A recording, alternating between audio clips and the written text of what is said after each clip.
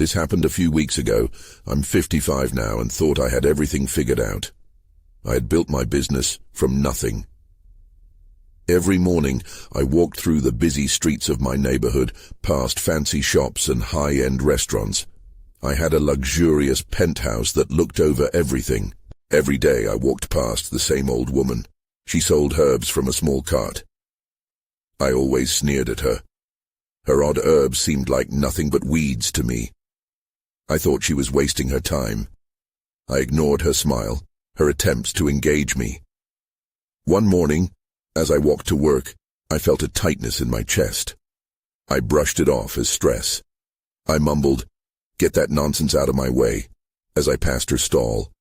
I went on with my day, but after that, everything changed. I started feeling strange. Shadows seemed to lurk in my penthouse. I thought I saw them moving, but I would look again, and nothing would be there. The whispers came at night. I couldn't make out words, just faint sounds like wind rustling leaves. Was I imagining it? Days went by, and I felt worse and worse. Friends asked why I looked sick. My energy plummeted. I wanted to avoid that old herb seller, but her words haunted my mind. You need the earth, not just money. One night, while wrapping up work, the tightness in my chest returned, worse than ever. I stood up, but my legs buckled. I fell to the floor, staring at my ceiling. That's when I saw her. The old herb seller stood over me. Her eyes were piercing, and I felt bare under her gaze. "You can choose, Harold," she said softly. "Life or acceptance of fate." I wanted to scream, to beg for a chance to fix things. Had I been too foolish to dismiss her? I couldn't tell if she was real or just my imagination. Then she leaned closer. "You've dismissed me for too long. Now you see the world with different eyes." Panic surged through me. I tried to shake my head, to deny her words, but I could only look into those knowing eyes. My heart pounded so loud I thought I might explode. I felt cold and alone. The shadows grew darker. I gasped. "What do you want?" She smiled gently. "You must make a choice." Everything around me blurred. There was no sound, just a chilling silence. Suddenly I felt it, the weight of my decisions, the years I had ignored. Then darkness enveloped me. I thought I saw a flicker of light somewhere far away. Or was it just a dream? "What will you choose?" echoed in my thoughts, but it was too late. I never found out what would happen next. All I remember is fading into nothing, a cold emptiness swallowing me whole. I woke up in a haze. The room was dim, and I could barely make out the outlines of the furniture. My body felt heavy, like I was being pulled into the bed. I blinked a few times, trying to shake off the fog in my mind. Then a jolt of fear shot through me. Where was the old woman? I remembered her eyes, piercing, unyielding. I rushed to sit up, but felt a sharp pain grip my chest. Panic surged again. I looked around, half expecting her to appear at any moment. But it was just me, alone in my penthouse. I threw off my covers and stumbled to the window. The sun was setting, casting eerie shadows across the room. I wanted to call out for help, but who would come? I had pushed everyone away. My friends, they had stopped checking in. They must have thought I was too wrapped up in my work. Taking a deep breath, I steadied myself against the window frame. As I gazed out, the sight of the bustling street below brought an unsettling realization. The world went on, oblivious to my turmoil. I had let everything slip through my fingers. I turned away from the window, still breathing hard. My mind raced. There had to be something, some way to fix this. I suddenly remembered the herbs. The old woman mentioned I needed them. Could they possibly help me? I dismissed the thought quickly, ashamed. Herbs weren't going to change anything, but another part of me whispered, "What if?" Just then I heard a faint tapping sound. My heart raced. It came again, rhythmic and persistent. Was it in my head? I walked toward the door, every creak of the floorboards echoing in the silence. I hesitated, then opened it slightly. The sound was clearer now. It was coming from the other side. With cautious steps, I moved towards the noise. It led me down the hallway to the staircase. My legs felt wobbly, and I wanted to turn back. But that nagging feeling pushed me forward. After everything I'd experienced, I knew I couldn't ignore it. I crept down the stairs, eager yet terrified. At the bottom, I reached for the door leading to the small courtyard I never used. The tapping intensified. I opened the door, and my breath hitched. There, in a corner of the yard, stood the old woman. She was tending to her herbs, as if nothing ever happened. My heart thudded in my chest. Hadn't I already seen her? In my mind, I battled disbelief. Was she real, or was I hallucinating? "What are you doing here?" I asked, trying to sound confident but failing. She turned, looking directly at me with those same piercing eyes. "You're seeking something, Harold. You know that now." Before I could respond, she moved toward me, waving a bundle of fresh herbs. "It's time to choose again." I stepped back, overwhelmed. My knees felt weak. I wanted to tell her to leave, to go away. But the warmth of the herbs captured my attention, and I found myself wondering if they really held answers. Suddenly, everything went cold. Shadows pooled at the edges of my vision, and I felt that familiar tightness in my chest. Fear gripped me again. "What does that mean?" I stammered. Her expression shifted, becoming serious. "What you refuse to face will return, Harold. Choose wisely." Just as quickly as she appeared, she vanished into thin air. The courtyard felt empty again. The wind picked up, carrying whispers that danced eerily around me. I had so many questions, but I also felt a sense of urgency. I wasn't alone in this anymore. What decision would I make? I needed to find out what it meant. And then I noticed something on the ground. It was a small pouch with herbs spilling out. My heart raced at the sight. That's when I realized I had taken the first step into a world I once dismissed. But was I ready for what came next? I crouched down, my hands trembling as I picked up the small pouch. It felt warm against my palm, almost alive. Inside were a mix of dried leaves and vibrant petals, each a different shade, as if they carried stories of their own. I wasn't sure what to make of this sudden gift. The old woman's words echoed in my mind. "Choose wisely." As I opened the pouch, a wave of earthy scents washed over me, sweet and sharp, comforting yet unsettling. Part of me wanted to toss it away, to forget this madness. The other part, the part that felt vulnerable and desperate, urged me to dig deeper. I took a breath and turned the pouch upside down. A single dark seed fell out and rolled away from me. I quickly snatched it up before it disappeared into the shadows. It looked ordinary, but something about it drew me in. This was no ordinary seed. What would happen if I planted it? What if the old woman was right about its potential? Before I could decide, I heard footsteps approaching from the street. A wave of panic washed over me. My mind raced. Was this some sort of reckoning? Had the old woman sent someone to collect? I darted behind a large potted plant, heart racing as I tried to catch my breath. Peering around the edge, I saw a figure near the gate. It was a man, tall and wearing a dark coat. I couldn't see his face clearly, but tension coiled in the air. Something instinctual told me I should stay hidden. I waited, heart pounding, every second stretched into an eternity. The man paused, staring intensely at the door of my penthouse. Was he looking for me? Maybe he was just a passerby, but he felt different, intentional. My instincts screamed that he held a significance I didn't yet grasp. I couldn't shake the feeling that I was being watched. Then the ground beneath me trembled slightly, a soft vibration that seemed to resonate from the direction of the man. I froze. The whispers around me grew louder, swirling in my head. What you refuse to face will return. The man slowly walked away from the gate, the tension loosening in the air. I risked peeking out again. My heart dropped as I realized the man wasn't leaving.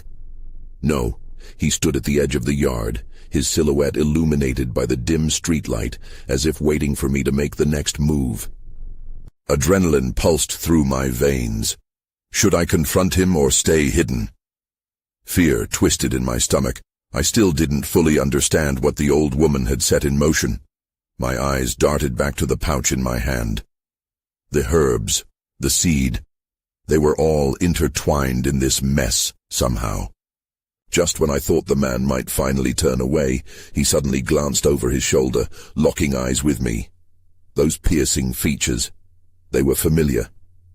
Anxiety surged through me. I dropped the pouch back to the ground and bolted behind the plant. "Harold," he called out softly, the sound almost mocking in its familiarity. I pressed my back against the cool wall, trying to quiet my racing breath. How did he know my name? Then everything went dark. The lights flickered, and my surroundings blurred. Shadows danced in the corners of my vision, closing in, and dread surged through me. I realized this encounter was only the beginning, pulling me deeper into whatever chaos awaited. In that moment I knew. Whatever I had chosen was about to return, and now I had to face it. The chaos receded as quickly as it had come, leaving an unsettling stillness wrapping around me like a damp blanket. I squinted into the darkness, unsure if it truly was dark or if I was just imagining shadows swirling at the edges of my vision. The familiar walls of my penthouse felt eerie now, the silence amplified. Had something changed? Had the man left? Slowly, I moved from my hiding spot. I felt ridiculous crouching behind a potted plant, but the fear still gripped me. My heart raced as I peered toward the door.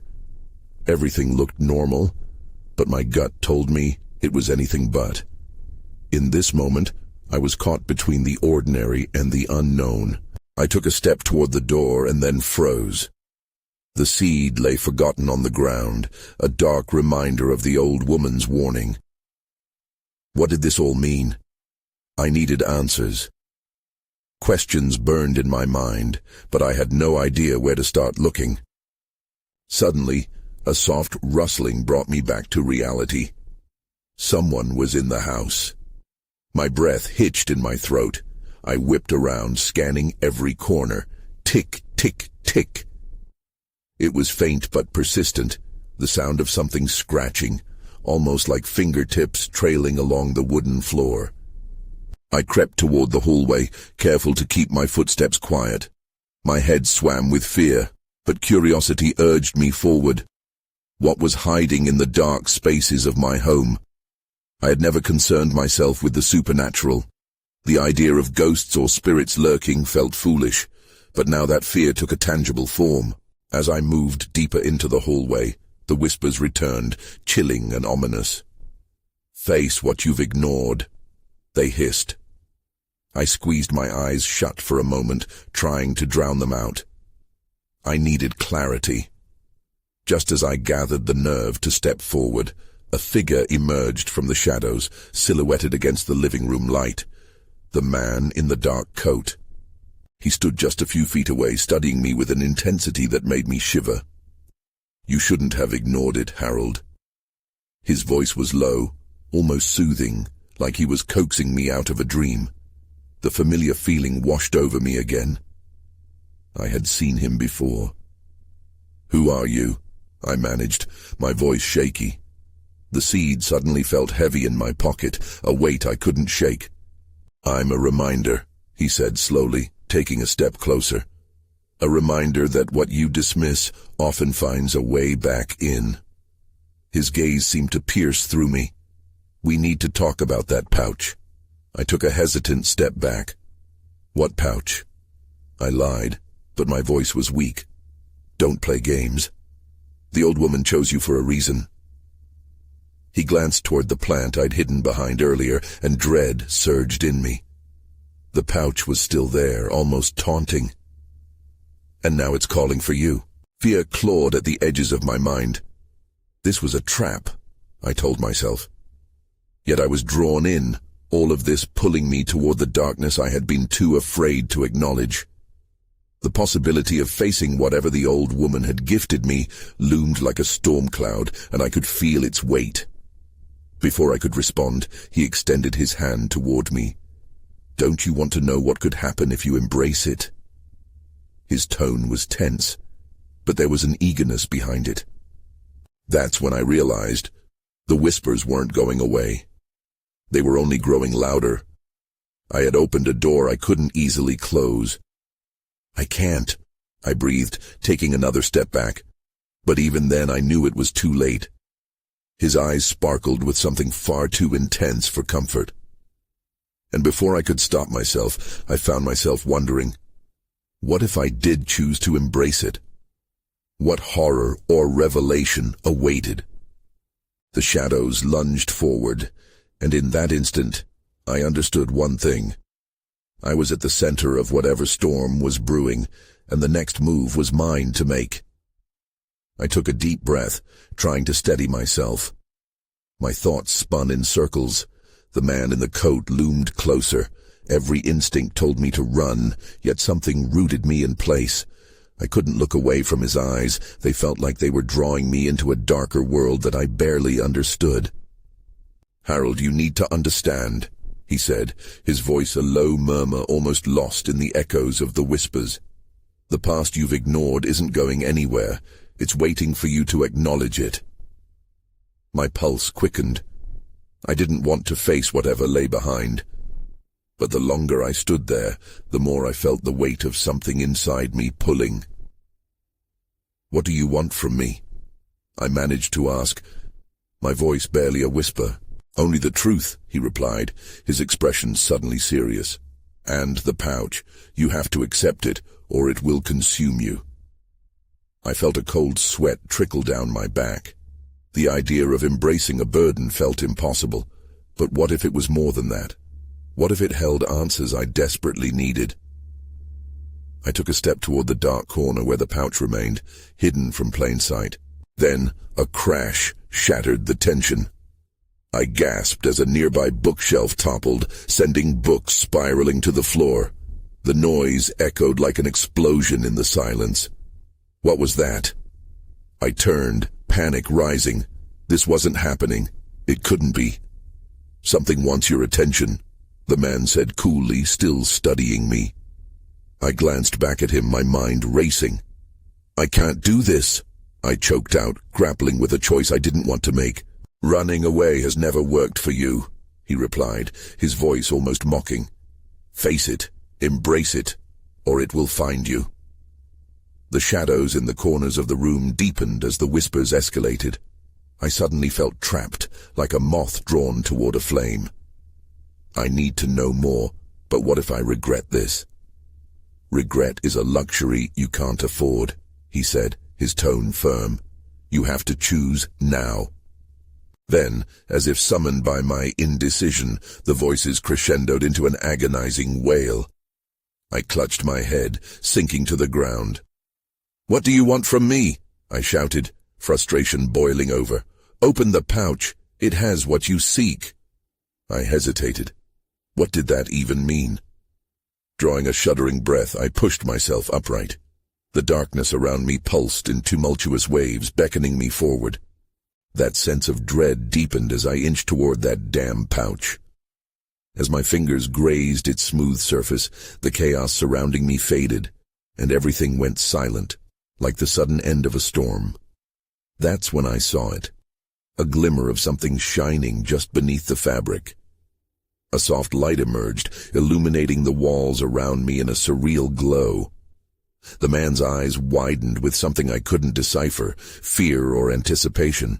The pouch trembled in my grasp, and I suddenly felt all the weight of my choices crashing down. "What did you do?" I barely managed to whisper to him, but the answer came not from him, but from the pouch itself. A voice echoed from within, raspy and urgent. "You've opened the door."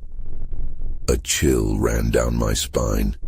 Whatever lay ahead could change everything. Before I could react, a piercing scream filled the air, freezing me in place. I realized then that I had a decision to make. Would I dare to unearth the secrets buried within, or would I turn away from the truth, risking whatever darkness was coming?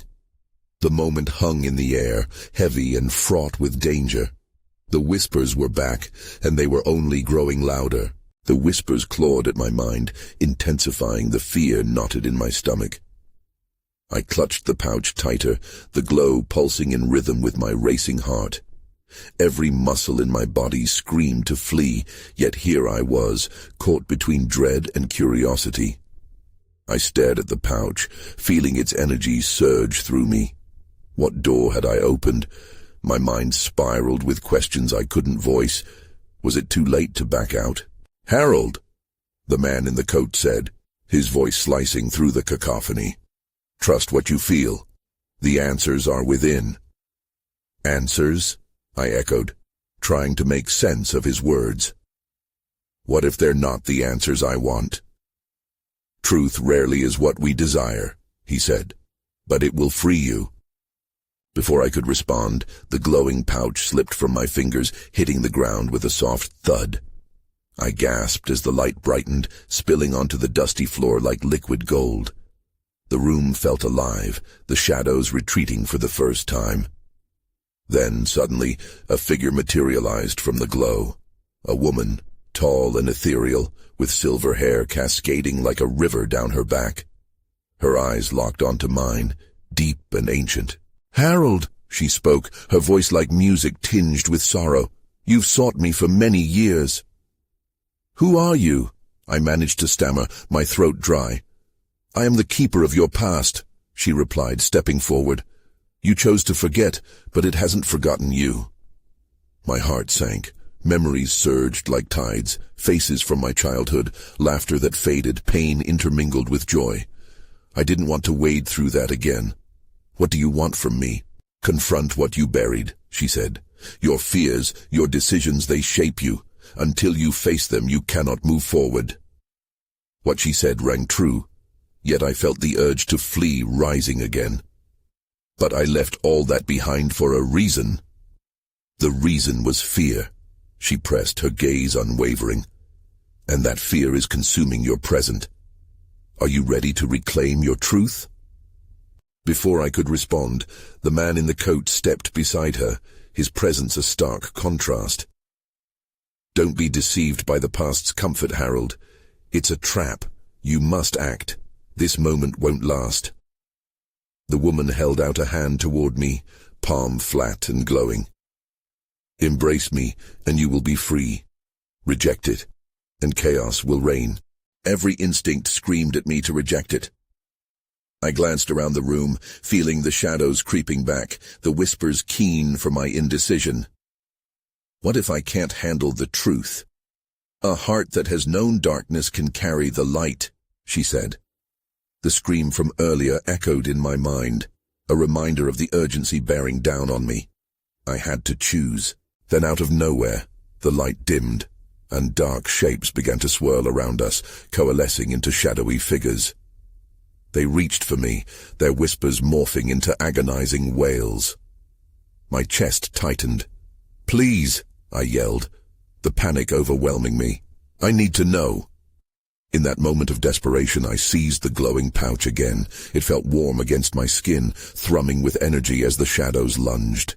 "Your choice is upon you, Harold," the man in the coat said, his voice a stark warning. "Will you confront what's inside, or be devoured by the darkness?" As the shadows surged closer, I felt a rush of strength. With a deep breath, I locked eyes with the woman and took a tentative step towards the light, into the unknown where my past awaited. And suddenly, all went silent. The silence was heavy, like a thick fog that swallowed everything. I stood there, frozen in place, the warmth of the pouch now a sharp pulse against my palm. My heart raced, but the whispers faded into an expectant hush. The woman's gaze didn't leave me. "Step forward, Harold. The truth awaits." But what truth? Would it be the distant memories of failed friendships, the regret over paths not taken? I shook my head, trying to clear it. The shadows still lingered, their forms shifting restlessly at the edges of the glow. "Do you feel it?" the man in the coat asked, stepping into the light. "It's your past trying to connect. It longs for recognition." A chill ran down my spine. A connection? It felt like a trap, yet there was a pull that drew me closer. Was my avoidance worth all this torment? I stepped forward, the light enveloping me like a warm embrace. As I crossed the threshold, the world shifted. I found myself in a new space, one filled with an overwhelming sense of nostalgia. I stood in an old schoolyard, the sun casting long shadows on the ground. Laughter echoed around me, bright and innocent. I spun, searching for the source, but the faces faded as quickly as they appeared. My breathing quickened again, and panic clawed at my throat. "What is this?" "Your past," the woman replied. "It's where you need to start. Remember." And then I saw her, a girl with a bright smile swinging on a rusty swing set, her pigtails bobbing. Her name surfaced. Emily. The memory struck me, flooding my mind with warmth that quickly twisted into pain. I had promised to always be there for her. The last time I'd seen her was on a rainy day when I chose to stay in, missing our plans. Reality crashed down like a wave. I didn't mean to leave her." "Facing truth can be painful," she said softly. "But it's a path to healing, Harold." Before I could process her words, the scene shifted again. Now I stood outside my childhood home, its walls painted with years of neglect. The door creaked open, revealing darkness inside, a stark contrast to the vibrant memories outside. I felt the urge to turn away, to escape the growing chill that wrapped around me. "Do not turn your back," the man warned, his voice sharp. "Every decision you avoided has a consequence. You must enter." But the shadows from before loomed closer, transforming into the figures of people I once knew. Faces that had abandoned me or I'd chosen to forget. They reached toward me, their eyes pleading, angry, desperate. "Stop!" I shouted, backing away. "I can't do this." "Embrace the truth," the woman urged. "Otherwise, you'll always be haunted by their whispers." It was too much. I turned to run, but a figure caught my eye, a silhouette standing within the shadows. I squinted, trying to make sense of who it was, when suddenly a scream pierced through the air. It was a sound of anguish I recognized all too well. That's when I saw it. Emily. A flicker of realization struck me. I hadn't just abandoned her. I had lost something far worse. The past wasn't simply a burden. It was a wound that needed addressing. In that moment, the ground trembled beneath me, and the shadows roared back, hungry for my fear. "Turn around, Harold," the man in the coat urged. Before I could think, I felt my feet move, stepping back towards the darkness, and the figure waiting there. "I'm coming," I called, my voice breaking. But would I be strong enough to face what came next? The moment I stepped into the darkness, everything fell away. The cold air surrounded me, swallowing the warmth and comfort I had felt moments before. My heart pounded against my chest, but I pushed forward, uncertain of what awaited me. Then the world burst into a kaleidoscope of memories. I was back in the schoolyard, but this time the laughter turned to sobs. My classmates' faces morphed into sad expressions and trembling lips. They surrounded me, their eyes hollow yet filled with an emptiness that pierced through my soul. "Harold," they cried, their voices layered with disappointment and grief. "Why didn't you fight for us?" Their haunting words echoed in my mind, twisting the knife of regret deeper. I clenched my fists, trying to hold on to my composure. I was scared. I didn't know how. I said, more to myself than to them.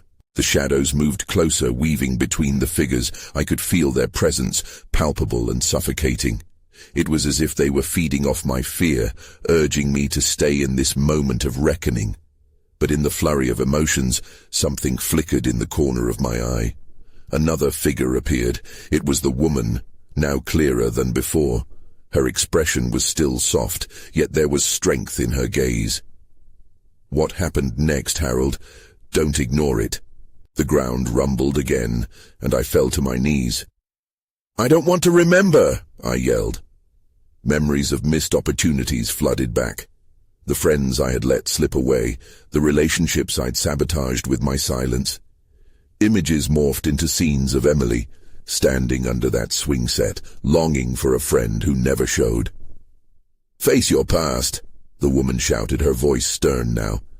With a surge of determination, I planted my palms on the ground and pushed myself up. I had to confront these moments, these choices. I had to make sense of them before I was consumed.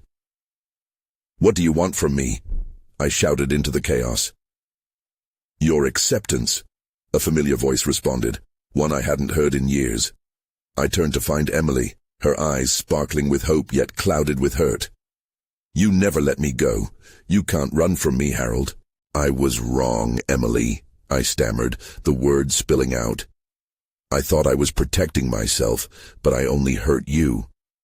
I should have been there." As I took a step forward, the playground faded, replaced by the hospital room where she'd spent her last days. The scent of antiseptic filled the air, thick and suffocating. I could see her frail form lying in that bed. The color drained from her face as my heart shattered at the memory. "Why didn't you come?" she whispered, her voice barely audible, carried on a breeze that sent shivers down my spine. "I thought I could help you if I stayed away," I admitted, tears streaming down my cheeks. "I thought it was for the best." The shadows erupted into a roar, swirling around us. "You tried to erase the past. You need to remember," they chanted, their voices blending with Emily's. Suddenly, everything went dark. The shadows clawed at me, their whispers morphing into threatening growls. I could feel the weight of every decision pressing against my chest. "I will not let you take me," I cried. And just like that, silence enveloped me. I found myself standing alone in a vast void. The darkness pulsed with uncertainty, but within it I could feel a flicker of light. It was a small, bright spot, almost like a distant star fighting against the oppressive night. I took a step toward it, heart racing. Whatever awaited me there, I had to face it. "I'm ready," I said, but doubt gnawed at my resolve. What would that light reveal? Would it lead me to Emily, or further into the shadows? As I moved closer, I clenched my fists and whispered, "I'm not afraid anymore." The light grew brighter as I approached. I could make out shapes now, vague outlines shifting around me. My heart raced, uncertainty clawing at my throat. "What is this place?" I muttered under my breath, squinting against the brilliance. It was no longer just a light, but a scene being unraveled before me. I gasped as familiar faces began to appear. They stood blurred at first, but soon sharpened into clear images. They were my classmates, some I hadn't seen in years. They seemed to be gathered for a reunion, laughing, chatting. But the laughter felt hollow, an undercurrent of sadness running through their smiles. "Why are you all here?" I called out. But they didn't notice me. I felt invisible, a ghost among the living. The bright light flickered momentarily, and I caught a glimpse of Emily standing off to the side. She looked at me, her eyes full of sorrow, but also mirth. My breath caught in my throat. She smiled in that way I remembered, the way that could light up the darkest corners of my heart. "Emily!" I shouted, moving toward her. But as I did, she faded, replaced by the shadows I had tried to escape. "Face the truth," they hissed, encircling me once again. The brightness dimmed, and suddenly the laughter ceased.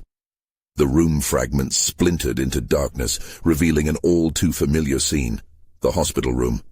"No," I cried out, "not again." My will to fight faltered, but there I stood, as if stuck in a time loop, witnessing the moment I dreaded the most. Sitting in that chair, waiting, wishing, but remaining silent while Emily slipped away. I felt the weight of despair settle back around me. "Why do you keep coming back?" a voice behind me asked. I turned sharply. It was the woman again. "What do you want?" I snapped, the frustration spilling over. "Do you think this is punishment?" she said softly, her strength now a comforting presence rather than a threat. "It's a chance, Harold. A chance to make amends." I shook my head, fear mixing with desperation. "Amends for what? I can't change the past. Every choice counts," she interrupted. "You need to find the courage to allow yourself to heal. You can't keep ignoring the hurt you've caused and the hurt you carry." The shadows writhed and shrieked around me, frustrated at my resistance. "You will never escape," they taunted. "You must acknowledge your failures." But in that moment, something shifted. The light returned, stronger than before, shining hope back into my heart. I realized I didn't just have to confront the past, I had to embrace it. Then, I noticed something flickering in the distance, near the shadow's edge. I squinted, and for a moment, I could have sworn I saw Emily's silhouette. My heart lurched. "Emily!" I shouted again, taking a step forward. Then everything shifted. The ground trembled, and the shadows began to close in around me, their growls echoing louder. I could hear Emily's voice calling through the chaos. "Don't lose me again, Harold." Just as I felt ready to give in to the darkness, a pull of recognition shot through me. I had to choose. Either I turned back, allowing the shadows to reclaim me, or I reached for the light of memory, no matter how painful, and found a way to bring Emily back. With one last deep breath, I shouted, "I choose to remember." That's when the shadows lunged, and the world exploded into chaos around me. I was engulfed in a whirlwind of light and sound, as if the very fabric of my existence was unraveling. The shadows shrieked and writhed, their dark forms twisting into grotesque parodies of the faces I had feared, haunted by my choices. But amid the chaos, I could still hear Emily calling to me, a beacon in the storm. "I choose to remember," I shouted again, grounding myself in that simple declaration. Memories flooded back, how she would laugh, how she would encourage me to join her in adventures I often dismissed. The warmth of those moments fueled a fire within me. It was time to embrace her, not hide from the weight of my regrets. As the shadows lunged, I raised my hands in defiance. "I acknowledge you," I cried, my voice echoing in the void. "I acknowledge everything I tried to forget." A blinding flash exploded from my heart, pushing back against the encroaching darkness. The shrieks morphed into angry whispers, twisting around me like a tempest. But now I could hear them clearly. They weren't just cries of anger. They were voices of sorrow, reflections of every moment I had let slip through my fingers. "I am sorry," I shouted into the chaos. "I am so sorry." With that, I felt the shadows quake, their screams transforming into more substantial echoes, mingling with the laughter and cries of my long-lost friends. Figures began to emerge from the swirling darkness. Familiar faces filled with a myriad of expressions, hurt, confusion, but also understanding. Some reached out to me, while others simply observed, their eyes holding a subtle spark of reconciliation. "Face us," the shadows roared, a cacophony that threatened to drown me. "No," I shouted back, my voice steady. "You are not my chains. You are my reminders. I will not let you consume me." And suddenly, there she was, Emily, bathed in the bright light that shimmered with warmth and love. Her smile broke through the chaos, and for a moment, the storm quieted. "Harold," she whispered, her voice a melody that pulled at my heart. "Don't be afraid." "I can't change the past, but I can learn from it," I said, feeling the weight of years lift. "Will you forgive me?" "I already did the moment you remembered," she replied, her voice strong and sure. "This is your moment, Harold. Embrace it." Just like that, the darkness shuddered, the shadows receding as if repelled by the light of acceptance. They wailed, losing their power with each step I took towards Emily. The memories I had locked away, the sorrow, loss, and pain, now transformed into a tapestry of understanding, illuminating the path before me. I closed my eyes, drawing in the warmth, allowing it to wrap around me like a shield. And when I opened them again, my surroundings shifted, the darkness collapsing into a kaleidoscope of colors and sensations. Suddenly, I was back in the schoolyard, still intact and alive with laughter. The air was sweet with the scent of sun-soaked grass, and my friends mingled around me, unaware of the turmoil I had endured. Yet I felt different. I could see the joy in the moment, but also the threads of the past I needed to weave into my present. "Hey!" I called out, my voice mingling with the smiles and chatter. They turned toward me, and I felt the warmth of connection seep into my veins. "Harold." Emily appeared beside me, her smile brightening the space. "Welcome back." I looked around, my heart swelling with clarity. "Can we start over?" I asked, my gaze reaching those familiar faces, and just like that I could sense their acceptance. Confessions would follow. The truth in the cracks of laughter and the scars of the past would be woven into new beginnings. As the moments unfolded around me, whispers fluttered in the air, merging into something new, an acknowledgement of loss but also of resilience. I felt free, no longer shackled by guilt or fear. But as I turned to go deeper into this rebirth, I spotted the dark man in the coat standing at the fringes of the yard, watching with an inscrutable expression. The shadows still lingered behind him, whispering secrets I couldn't fully grasp. It felt conspiratorial, so I hesitated. He raised a brow as if he too understood that it wasn't all resolved. Part of me wanted to confront him, while another part acknowledged that some shadows would always remain. And perhaps that was part of being human. With one last glance, I redirected my attention to Emily, her laughter ringing out like a familiar song. There were still questions I couldn't answer, truths that danced at the edge of my mind. But for now, I felt whole, creating my own light in the face of the shadows that would forever trail behind. As I moved forward, I took a deep breath. I would embrace whatever came next, memories, trials, uncertainty, and all, because I had finally chosen to remember.